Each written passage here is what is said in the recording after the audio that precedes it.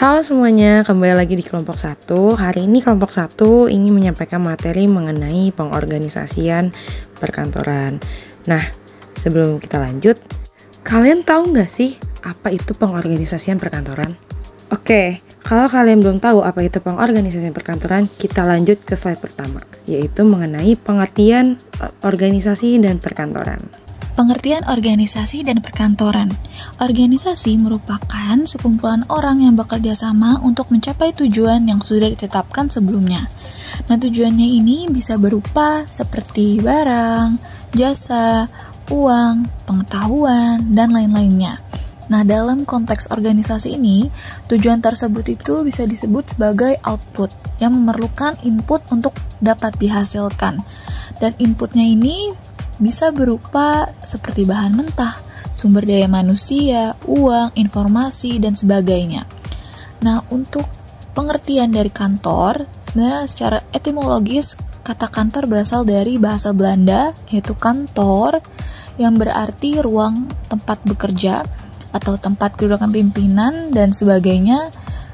Dan mungkin secara praktisnya, kantor itu merupakan tempat di mana individu melaksanakan berbagai aktivitas yang berkaitan dengan penyediaan informasi atau penjelasan kepada pihak-pihak yang membutuhkannya. Jadi, dengan kata lain, kantor itu bukan hanya sekedar ruang kerja, tetapi juga sebagai pusat administrasi dan pelayanan dalam suatu organisasi maupun instansi. Next, ada pengertian pengorganisasian menurut ahli. Di sini pengertian pengorganisasian menurut Terry pada tahun 1986 yang berasal dari kata organism atau organisme yang menggambarkan sebuah entitas dengan bagian-bagian yang saling terintegrasi, di mana hubungan antara bagian-bagian tersebut dipengaruhi oleh keterkaitannya dengan keseluruhan sistem. Jadi, secara lebih spesifik, pengorganisasian dapat diartikan sebagai upaya mengatur hubungan kerja yang efektif antar individu agar mereka dapat bekerja sama secara efektif dan efisien untuk memperoleh kepuasan dalam menjalankan tugas. Nah, next di sini ada pengertian pengorganisasian perkantoran. Jadi bisa disimpulkan untuk pengorganisasian perkantoran ini merupakan suatu proses perencanaan, pengaturan, dan pengelolaan berbagai elemen dalam kantor, termasuk dari sumber daya manusianya, tugasnya, strukturnya, serta alur kerjanya, agar kegiatan administrasi ini dan pelayanannya juga dapat berjalan secara efektif dan efisien. Proses ini mencakup pembagian tugas yang jelas, juga koordinasi antar bagiannya, pendelegasian wewenangnya, serta pengaturan aliran informasi dan dokumen guna untuk mendukung kelancaran operasional yang ada di kantor. Dengan adanya pengorganisasian yang baik, kantor dapat berfungsi secara optimal sebagai pusat administrasi, sebagai pengelola data, serta pengambil keputusan dalam suatu organisasi maupun instansi. Selanjutnya ada asas-asas organisasi perkantoran. Jadi kalau misalnya kita lihat dari Kamus Besar Bahasa Indonesia atau KBBI, asas itu artinya suatu yang jadi tumpuan buat berpikir dan juga berpendapat. Nah, kalau misalnya kita kaitin sama manajemen, asas manajemen itu adalah dasar yang dipakai buat mengelola suatu usaha atau sebuah organisasi. Nah, dalam pengorganisasian pekerjaan kantor sendiri ada beberapa asas yang digunakan sebagai pedoman supaya semua kegiatan itu bisa berjalan lebih efektif dan juga efisien. Yang pertama ada asas sentralisasi. Nah, apa sih asas sentralisasi itu? Jadi asas sentralisasi itu adalah sistem di mana semua urusan kantor itu dikendaliin sama satu pihak utama secara terpusat. Misalnya urusan administrasi, surat menyurat, dan juga pengelolaan dokumen, semuanya itu cuma bisa dikerjain sama bagian tertentu, misalnya kayak tata usaha atau juga sekretaris. Nah, gimana sih secara kerja dari asas sentralisasi ini? Jadi dalam sistem ini unit-unit itu nggak boleh ikut campur dalam urusan administrasi. Kalau ada surat masuk atau surat keluar, semuanya tuh harus lewat tata usaha dulu. Pokoknya semua file dan juga data pentingnya juga dipegang sama satu bagian khusus aja. Nah, ciri-ciri dari asas sentralisasi ini Yang pertama pastinya semua pekerjaan administrasi itu dipusatkan di satu tempat aja. Yang kedua biasanya tuh urusan lebih ke hal umum kayak pengelolaan dokumen dan juga surat menyurat. Yang ketiga, keamanan data lebih aman karena nggak banyak orang yang bisa akses. Yang keempat, ada pengawasan lebih gampang karena semua ada di satu tempat. Nah, yang selanjutnya ada hemat alat dan juga perabotan kantor karena nggak perlu banyak unit buat ngurusin. Nah, yang terakhir itu cocok buat organisasi kecil biar nggak ribet koordinasiinnya. Contoh dari asas sentralisasi sendiri, misalnya ada kantor kecil dengan 10 karyawan, semuanya urusan administrasi itu hanya bisa diurus sama bagian TU aja. Jadi kalau misalnya pegawai lain yang butuh surat atau juga dokumen, mereka tuh harus lewat TU dulu, nggak bisa urus sendiri. Nah, yang kedua ada asas desentralisasi. Nah, tadi kalau misalnya asas sentralisasi itu dikendaliin di satu pusat aja, desentralisasi ini tuh justru kebalikannya. Di dalam sistem ini, pekerjaan kantor tuh dibagi ke beberapa bagian sesuai sama bidangnya. Cara kerja dari asas desentralisasi ini jadi di dalam sebuah organisasi yang lebih besar kan nggak mungkin semua pekerjaan administrasi itu ditangani sama satu bagian aja. Makanya kantor ini tuh dibagi ke unit-unit khusus. Contohnya tuh kayak bagian keuangan itu tuh ngurus gaji dan juga laporan keuangan, terus juga bagian pemasaran. Nah, fokusnya tuh pada promosi dan juga pelanggan, dan juga bagian kepegawaian yang ngurus data karyawan dan juga perekrutan. Nah, ciri-ciri dari asas desentralisasi sendiri, yang pertama itu cocok buat organisasi atau juga perusahaan besar yang punya banyak divisi. Yang kedua, setiap bagian itu fokus ke tugasnya masing-masing jadi lebih detail. Yang ketiga itu mengurangi penumpukan pekerjaan karena tiap divisi itu udah punya tanggung jawabnya sendiri. Yang keempat, pelayanan lebih cepat dan juga efisien karena langsung ditangani gitu oleh bagian yang tepat. Nah, contoh dari asas desentralisasi sendiri misalnya di sebuah perusahaan besar kan di bagian keuangan gak cuma diurus sama kantor pusat aja, kan di setiap cabang ada bagian keuangan sendiri yang bertanggung jawab atas keuangan cabang tersebut. Jadi kantor pusat itu tuh gak perlu ngurus semuanya sendiri. Nah, yang ketiga ada asas dekonsentralisasi. Nah, kalau misalnya sentralisasi sama desentralisasi itu dua sistem yang berbeda, dekonsentralisasi ini adalah gabungan dari keduanya. Mana cara kerjanya? Kan di dalam dunia kerja kan jarang ada organisasi yang 100% sentralisasi dan juga 100% ini desentralisasi. Biasanya tuh mereka pakai dekonsentralisasi supaya lebih fleksibel. Nah, jadi ada beberapa pekerjaan yang tetap dikendaliin sama pusat, tapi ada juga yang dibagiin ke beberapa unit. Nah, ciri-ciri dari asas dekonsentralisasi yang pertama itu kombinasi dari sentralisasi dan juga desentralisasi, jadi itu lebih seimbang. Nah, yang kedua ini cocok buat organisasi di skala menengah yang butuh kendali penuh tetapi lebih fleksibel.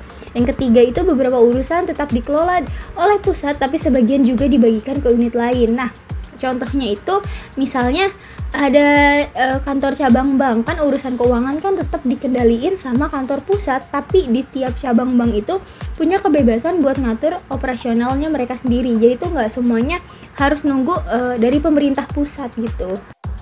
Nah, selanjutnya ada asas manajemen kantor menurut Neuner dan juga Killing. Nah, jadi tujuan kantor itu bisa tercapai lewat beberapa kegiatan utama kayak komunikasi, kalkulasi, pengelolaan warkat atau dokumen, laporan, dan juga berbagai prosedur rutin lainnya. Nah, supaya tujuan ini tuh bisa lebih mudah dicapai, manajemen kantor punya beberapa asas yang dijadikan pedoman dalam pengelolaannya. Nah, menurut Neuner dan juga Killing, ada 8 asas manajemen kantor yang harus diperhatikan agar manajemen kantor ini bisa berjalan lebih efektif dan juga efisien. Yang pertama ada asas tujuan. Nah, maksud dari asas tujuan sendiri ini, setiap organisasi atau bisnis itu harus punya tujuan yang jelas dan juga dipahami oleh semua anggota. Nah, tanpa adanya tujuan yang jelas, kerjaan itu bisa jadi nggak terarah. Contohnya, di sebuah perusahaan itu punya tujuan untuk meningkatkan laba dengan menaikkan penjualan. Nah, tujuan ini tuh harus dipahami oleh semua bagian perusahaan supaya strategi itu bisa disusun dengan tepat. Yang kedua ada asas kesatuan fungsi. Nah, di dalam organisasi ada beberapa fungsi yang berbeda yang harus bekerja sama untuk mencapai tujuan bersama. Contohnya di bagian produksi itu kan yang bikin barang, terus juga distribusi yang ngatur pengiriman, keuangan yang ngatur duit, personalia yang ngurus karyawan. Nah, kalau misalnya satu fungsi aja nggak jalan, organisasi itu bisa jadi berantakan. Makanya semua fungsi itu harus bersatu dan juga saling mendukung. Nah, yang ketiga ada asas hubungan individual. Nah, maksudnya di sini setiap individu dalam organisasi itu punya tugas dan juga tanggung jawab yang jelas. Nah, selain itu garis wewenang juga harus ditetapkan supaya nggak ada kebingungan dalam bekerja. Contohnya, nah di kantor kan ada pembagian tugas kayak tim marketing itu yang harus promosi produk, terus juga tim keuangan itu tuh harus bikin laporan keuangan, terus tim operasional itu tuh harus memastikan produk berjalan dengan lancar. Nah, kalau misalnya semua orang tahu tugas dan juga tanggung jawabnya masing-masing, kerjaan itu bisa lebih lancar. Nah, yang keempat ada asas kesederhanaan.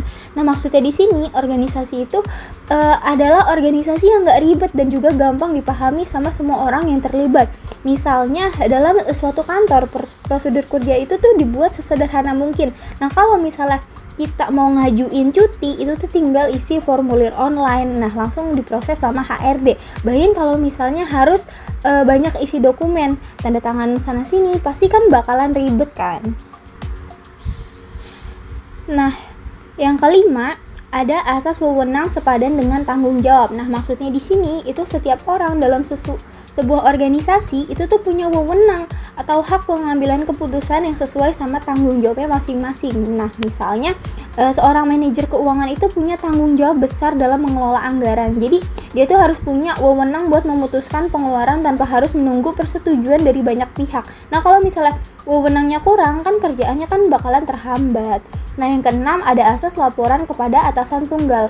Nah, setiap pegawai itu hanya boleh melapor ke satu atasannya langsung. Nah, kalau misalnya harus melapor ke banyak atasan, nanti kan bingung kan harus nurut sama atasan yang mana. Nah, contohnya itu ada seorang staf administrasi yang cuma melapor ke supervisornya aja, bukan ke 2 atau 3 orang sekaligus. Nah, kalau misalnya di banyak atasan, nanti bisa jadi perintahnya itu bertentangan dan juga bikin kerjaan itu jadi nggak efektif. Nah, yang ketujuh ada asas pengawasan dan juga kepemimpinan. Nah, maksudnya di sini pemimpin dalam sebuah organisasi itu harus mengawasi dan juga mengarahkan timnya dengan baik supaya bisa tujuannya tuh bisa tercapai. Nah, contohnya ada seorang kepala bagian produksi harus memastikan kalau misalnya semua pekerjaan pabrik itu mengikuti SOP dan juga target produksi tercapai. Nah, tanpa pengawasan yang baik itu bisa aja kualitas produk jadi buruk. Nah, yang ke-8 ada asas jangkauan pengawasan. Nah, maksudnya di sini seorang pemimpin atau pengawasan itu nggak boleh ngurus terlalu banyak orang langsung karena itu bakal sulit buat mengontrol semuanya. Nah, contohnya itu ada seorang supervisor, idealnya kan membawahi maksimal itu 10-15 orang. Nah, kalau misalnya terlalu banyak, pengawasnya itu jadi kurang efektif dan juga komunikasinya tuh bisa terhambat. Selanjutnya ada karakteristik dari struktur organisasi. Jadi struktur organisasi itu bisa dibilang kayak peta resmi gimana sebuah organisasi itu berjalan. Nah, di dalamnya tuh ada pembagian tugas, pengelompokan pekerjaan, sampai gimana anggota satu sama lain tuh berkoordinasi. Nah, intinya setiap orang tuh punya peran dan juga tanggung jawabnya yang jelas. Nah, kenapa sih struktur organisasi ini penting?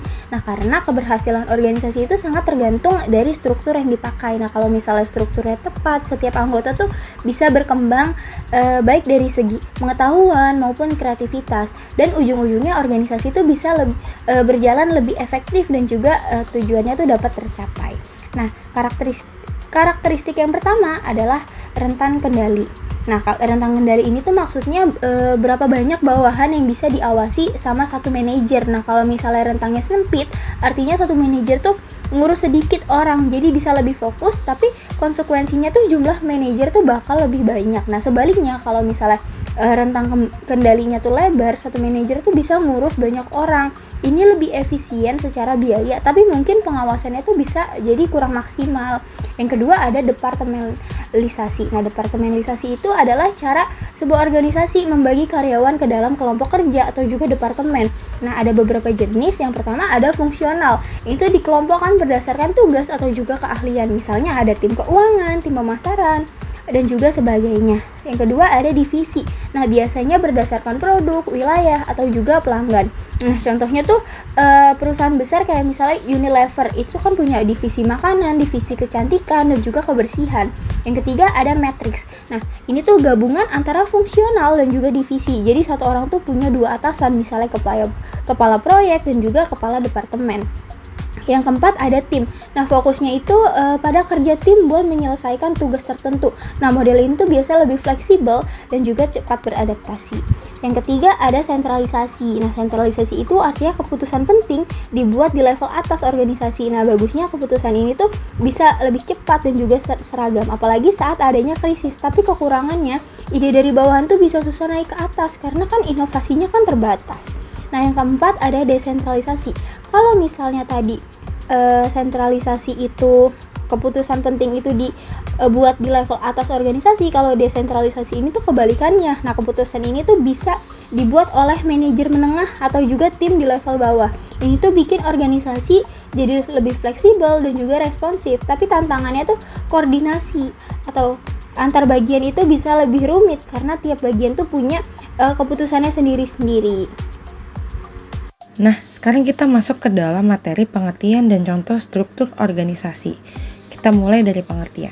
Struktur organisasi adalah suatu sistem atau kerangka yang menggambarkan bagaimana tugas, tanggung jawab, wewenang, dan hubungan antar individu dalam suatu organisasi diatur dan diorganisasi untuk mencapai tujuan tertentu.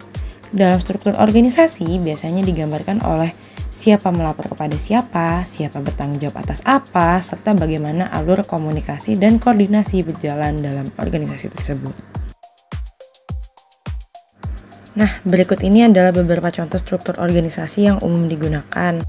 Perbedaan dari seluruh struktur organisasi yang ada pada contoh berikut hanyalah pada kuantitas lingkungan yang ada pada struktur organisasi tersebut. Maksudnya adalah semakin kecil lingkup organisasi tersebut, kemungkinan semakin kecil juga struktur organisasi yang ada di dalamnya. Seperti banyak atau sedikitnya divisi pada struktur organisasi tersebut. Oke, jadi di dalam sentralisasi pekerjaan kantor terdapat dua asas, yaitu asas sentralisasi dan asas desentralisasi. Nah, yang pertama itu ada asas sentralisasi atau yang disebut asas pemusatan. Apa sih asas sentralisasi itu? Asas sentralisasi ini tuh mengacu kepada pembagian pekerjaan kantor dalam sebuah organisasi yang dilaksanakan oleh satu unit organisasi yang berdiri sendiri. Nah, satuan organisasi ini terpisah dari unit yang melaksanakan tugas utama atau operatif. Dengan kata lain, unit yang melakukan tugas utama dibebaskan dari beban pekerjaan kantor seperti mengetik, mengelola surat, mengarsip, dan tugas administratif lainnya. Asas sentralisasi ini dilaksanakan oleh sebuah unit organisasi yang disebut kantor, tata usaha, kesekretariatan, dan sebutan-sebutan lainnya. Dalam asas sentralisasi, semua pekerjaan pengarsipan dilakukan secara terpusat di bagian arsip tertentu yang dipimpin oleh seorang pemimpin bagian arsip. Jadi, pemimpin di bagian arsip ini membinai seluruh pengarsipan yang ada di kantor. Nah, selanjutnya ada kelebihan asas sentralisasi. Yang pertama itu kepemimpinan yang ahli. Jadi, semua kegiatan kantor dipimpin oleh seorang yang ahli dalam bidang perkantoran. Yang kedua ada pemanfaatan mesin kantor. Mesin-mesin kantor dapat digunakan sepenuhnya untuk meningkatkan efisiensi. Selanjutnya ada keseragaman proses kerja.